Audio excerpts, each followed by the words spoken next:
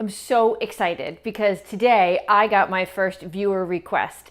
So I've got a big shout out to Michelle Griffin, who has asked that I make my chili. It's the perfect weather outside, you want it, and so I'm making my mom's homemade chili. It is easy, it is delicious. It's certainly a house favorite when I was growing up and certainly a house favorite today. It's simple, it's got a lot of deep flavor, and the best part is that you can make it ahead of time so that come during the week when you really don't feel like cooking, you can just pull out a batch of chili, reheat it, and you are good to go. So let's get started.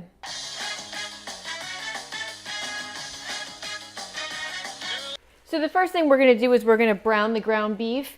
I use 85% lean beef. I know that some people prefer to go higher up, but honestly, you're not gonna get as much flavor from the beef. We're gonna drain off the oil anyway, so don't worry about that you have to go with a higher, leaner meat because you really do wanna get that flavor.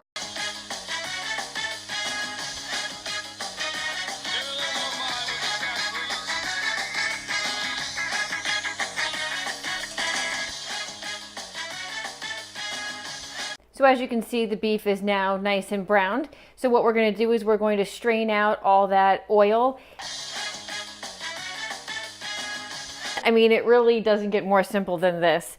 So what we're going to do is we've got 2 large cans of diced tomatoes. They're fire roasted. You want to add just the fire roasted because they're going to add more flavor. All about the flavor. So we're going to add 2 cans of that in here.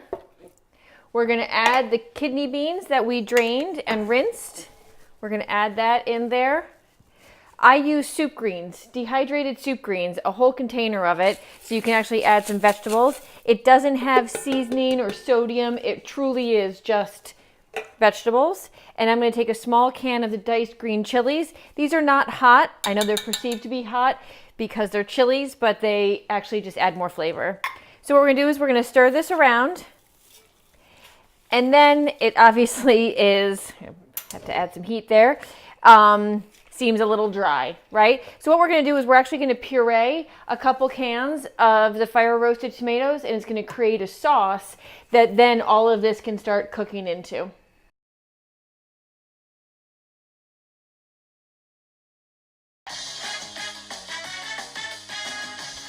So let's go ahead and add some seasonings. I've added 3 tablespoons of chili powder, 1 tablespoon of cayenne pepper, 2 tablespoons of tomato paste, and give it a good stir.